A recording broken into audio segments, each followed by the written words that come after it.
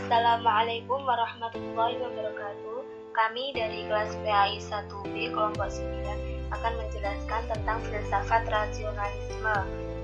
Nama kelompok yang pertama Yoga Wahyu Wicaksono, yang kedua Nita Alfia, yang ketiga Wildan Bahrul Ulum, yang keempat Siti Nur Azizah.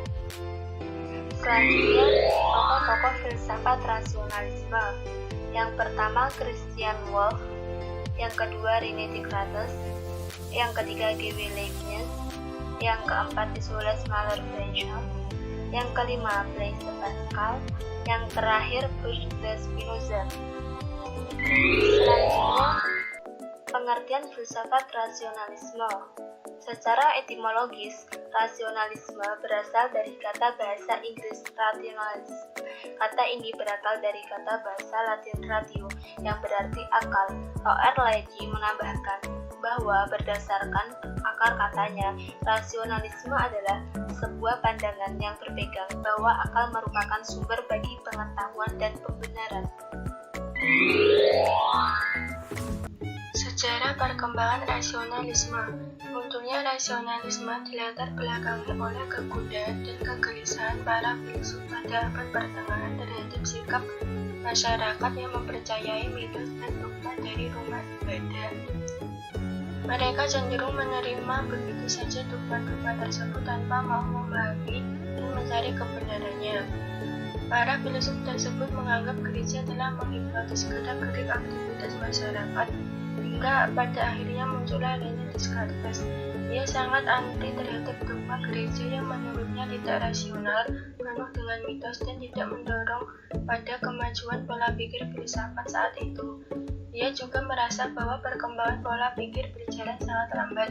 Ia melihat bahwa banyak tokoh gereja yang mengatasnamakan agama yang menyebabkan lambatnya perkembangan pola pikir filsafat. Kemudian ia membuat paradigma yang berbeda dari para filsuf yang lain. Ia berpendapat bahwa akal adalah sumber dari pengetahuan, sehingga apapun yang tidak bisa dikaji dengan akal berarti tidak masuk akal, maka hal tersebut tidak bisa dikatakan sebagai suatu pengetahuan yang ilmiah. Rasionalisme berpandangan bahwa akal merupakan faktor fundamental dalam suatu pengetahuan, dan menurut rasionalisme, pengalaman tidak mungkin dapat menguji kebenaran hukum. Akal juga dapat menghasilkan pengetahuan tanpa didasari bahan dari indera sama sekali. Jadi akal juga dapat menghasilkan pengetahuan tentang hal-hal yang abstrak. Tokoh yang mengembangkan rasionalisme ialah Descartes pada tahun 1596 sampai 1716. Dalam aliran rasionalisme, perkembangan manusia itu diperoleh dari akal manusia itu sendiri sebagai dasar kepastian pengetahuan. Alat indera yang dipergunakan manusia akan merangsang dan menangkap suatu pengetahuan yang dimilikinya, sehingga dapat direspon oleh akal mereka yang akan menghasilkan suatu perkembangan yang baik. Jadi dengan akal yang dibantu oleh panca indera, manusia dapat menghasilkan suatu pengetahuan dengan benar. Rasional merupakan dasar dari abad sebelumnya, yaitu abad teologis yang ke-17, kemudian antitesa dari abad pertengahan. Rasionalisme merupakan aliran kedua dalam alam pikiran modern yang paling menonjol setelah empirisme. Rasionalisme dapat dikatakan suatu dasar kebenaran karena rasionalisme diambil dari kata rasio yang berarti benar. Kebenaran ini menekankan pada akal budi atau rasio. Manusia menggunakan akalnya untuk berpikir dan menangkap suatu pengetahuan yang ada. Aliran ini meyakini akan adanya kebenaran dari akal manusia dan tak mungkin kebenaran itu didasarkan pada suatu kebohongan, karena yang menjalankan adalah akal dan akal merupakan suatu ciptaan yang diberikan kepada manusia dan tak mungkin adanya suatu kebohongan. Selanjutnya yaitu tokoh-tokoh rasionalisme. Yang pertama, René Descartes. Descartes lahir di Le Havre, Prancis pada 31 Maret 1596 dan meninggal di Stockholm, Swedia pada 11 Februari 1650. Ia adalah seorang filsuf dan matematikawan Prancis yang merupakan orang pertama yang memiliki kapasitas filosofis yang sangat dipengaruhi oleh fisika baru dan astronomi. Karyanya yang terpenting ialah Discours de la Méthode dan Méditation de Prima Philosophia. René Descartes memiliki konsep dan metode pengetahuan yang rasional. Ia dijuluki sebagai bapak filsafat modern. Ia meyakini bahwa sumber pengetahuan yang benar adalah rasio, bukan mitos dan bukan wahyu. Descartes menggunakan metode deduksi. Descartes sangat yakin pada kemampuan rasio untuk mencapai kebenaran. Rasio menurutnya adalah kesadaran atau cogito. Descartes menjelaskan pencarian kebenaran melalui metode keraguan-raguan pada karyanya yang berjudul A Discourse on Method. Yang pertama, kebenaran baru dinyatakan sahih jika telah benar-benar indrawi dan realitasnya telah jelas dan tegas. Kemudian memecahkan setiap kesulitan atau masalah itu sebanyak-banyaknya. Kemudian membimbing pikiran dengan teratur dengan memulai dari hal yang sederhana dan mudah diketahui. Kemudian yang terakhir, dalam proses pencarian dan pemeriksaan hal-hal sulit selamanya harus dibuat perhitung-hitungan atau pertimbangan sehingga diperoleh keyakinan bahwa tak ada satupun yang mengabaikan atau ketinggalan dalam penjelajahan itu. Yang kedua ialah Nicolas Malebranche. Ia seorang Perancis. Ia berusaha untuk mendamaikan filsafat yang dirintis oleh Descartes dengan pemikiran yang Kristiani, terlebih pemikiran Augustinus tentang masalah substansi, yaitu substansi pemikiran dan keluasan. Ia juga telah mengikuti ajaran yang dirintis oleh Descartes. Nicolas memiliki pemikiran tersendiri tentang hubungan jiwa dan tubuh. Ia mempunyai pemecahan tersendiri. Pendirinya dalam bidang ini biasanya dinamakan okasionalisme, yaitu kesempatan. Ia mempertahankan dengan tegas bahwa jika tidak dapat mempengaruhi tubuh dan sebagainya, tetapi pada kesempatan terjadinya perubahan dalam tubuh, Allah penyebab perubahannya sesuai dengannya dalam jiwa dan sebaliknya. Seperti pada kesempatan tangan saya terbakar api, maka Allah mengakibatkan rasa sakit dalam jiwa. Selanjutnya pula, jika saya ingin mengulurkan tangan saya, maka Allah menyebabkan bahwa tangan saya benar-benar diulurkan. Tetapi ini tidak berarti bahwa dalam tiap-tiap kasus anggapan Allah harus campur tangan secara khusus. Menurut Malebranche, bahwa Allah sebagai penyebab hal ini sudah ditetapkan oleh hukum yang telah ditekunkan satu kali untuk selamanya. Yang ketiga yaitu Baruch de Spinoza. Baruch de Spinoza lahir di Amsterdam pada 24 November 1632. Ia berasal dari keluarga yang menganut agama Yahudi yang melarikan diri dari Spanyol ke Amsterdam akibat konflik keagamaan. Ayahnya seorang pedagang kaya raya. Ia merupakan filsuf Belanda yang sangat fenomenal.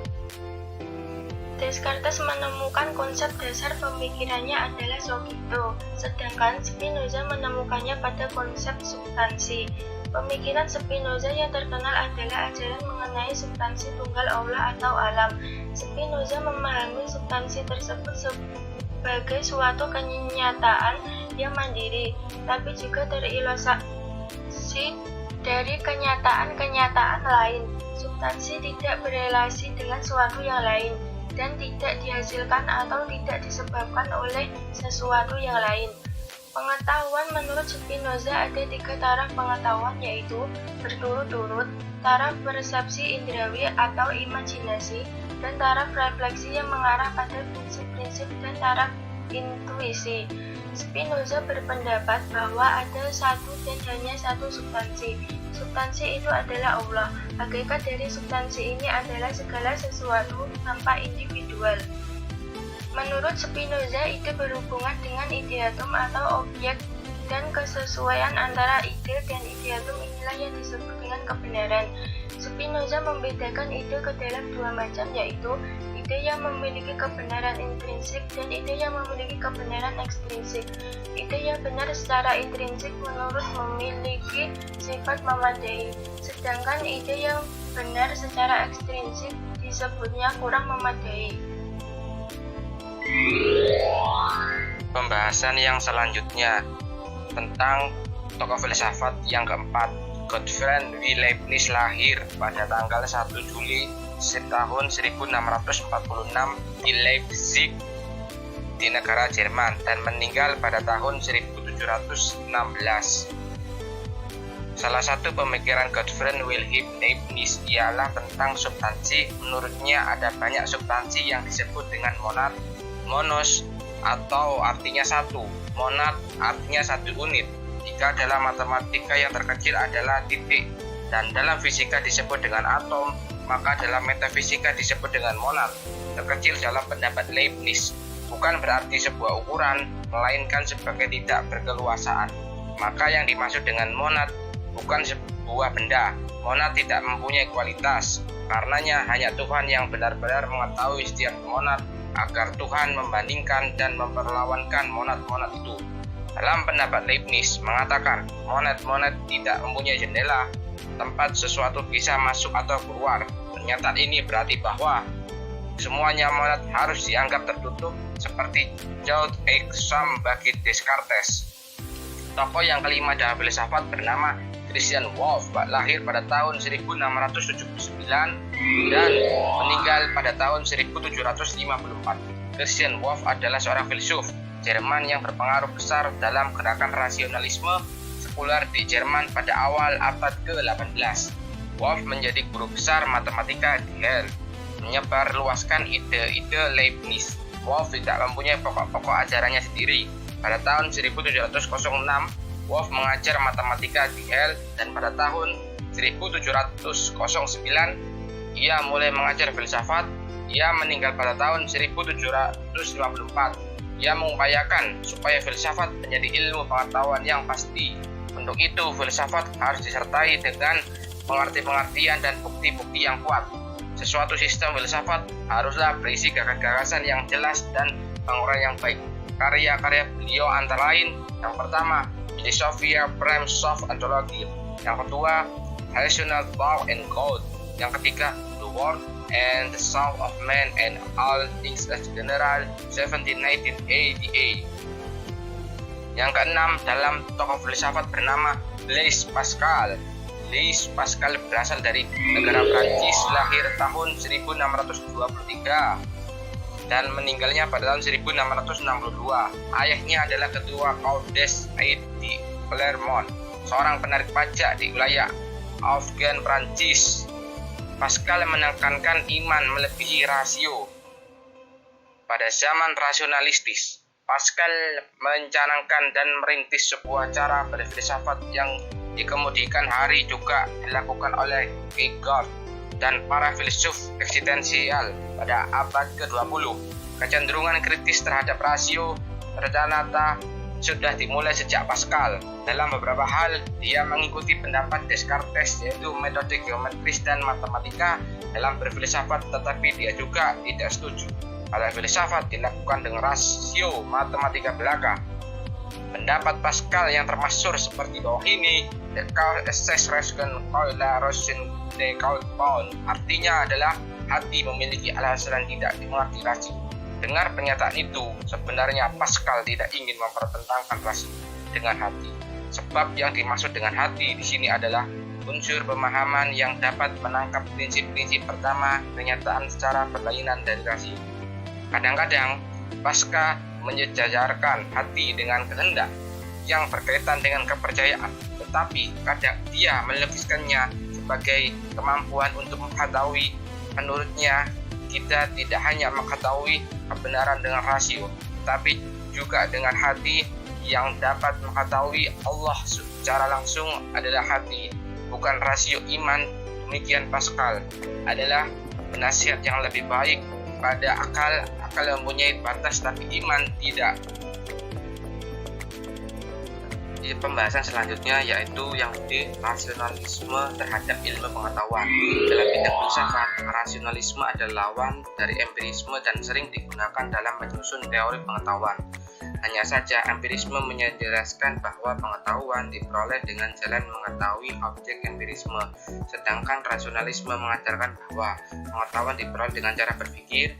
Rasionalisme atau gerakan rasionalis adalah doktrin filsafat yang menyatakan bahwa kebenaran harusnya ditentukan melalui pembuktian, logika, dan analisis yang berdasarkan fakta, daripada melalui iman, dogma, atau ajaran agama. Dalam aliran rasionalisme ada dua macam bidang, yaitu bidang agama dan bidang filsafat. Aliran ini meyakini akan adanya kebenaran dari akal manusia dan tak mungkin kebenaran itu didasarkan pada suatu kebohongan, karena yang menjalankan adalah akal dan akal merupakan suatu ciptaan Allah yang diberikan kepada manusia dan tak mungkin adanya suatu kebohongan. Kelebihan rasionalisme adalah dalam menalar dan menjelaskan pemahaman yang rumit. Kemudian rasionalisme memberikan kontribusi pada mereka yang tertarik dengan menggeluti masalah-masalah filosofi. Rasionalisme berpikir menjelaskan dan menekankan kala budi sebagai karunia lebih yang dimiliki oleh semua manusia, mampu menyusun sistem-sistem kefilsafatan yang berasal dari manusia. Kelemahan rasionalisme adalah memahami objek dari luar cakupan rasionalis, sehingga titik kelemahan tersebut mengundang kritik tajam sekaligus memulai permusuhan baru dengan sesama pemikir filsafat yang kurang setuju dengan sistem-sistem filosofis yang subjektif tersebut.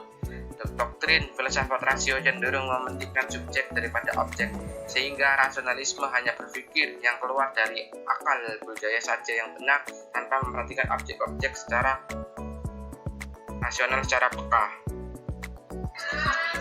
Penerapan rasionalisme. Paham rasionalisme tidak hanya digunakan untuk menganalisa hal-hal yang kompleks seperti Tuhan, melainkan hal-hal yang sederhana dan dalam kehidupan sehari-hari. Misalnya, ada seorang mahasiswa mengadakan suatu penelitian mengenai mitos-mitos pada suatu lingkungan masyarakat tradisional. Mereka bisa menerapkan paham rasionalisme. Contoh dari mitos tersebut adalah masyarakat menganggap Jumat Kliwon sebagai hari yang mistis atau sakral. Padahal, jika ditinjau secara logis, semua hari itu sama saja.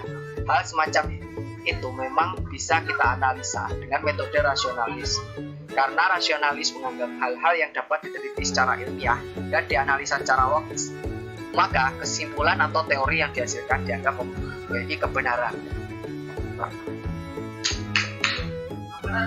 Selanjutnya, ciri-ciri filsafat rasionalisme. Yang pertama, kepercayaan pada kekuatan akal budi manusia. Yang kedua, penolakan terhadap tradisi dogma dan otoritas. Dengan ini berpengaruh pada berbagai bidang antara lain bidang sosial, politik, agama, dan ilmu-ilmu pengetahuan. Yang ketiga, mengembangkan metode baru bagi ilmu pengetahuan yang menunjukkan ciri-ciri kemodernan. Yang keempat, sekularisasi yang menimbulkan tiga hal, yakni demitologisasi, sejarah, alam, dan perpisahan antara negara dan agama.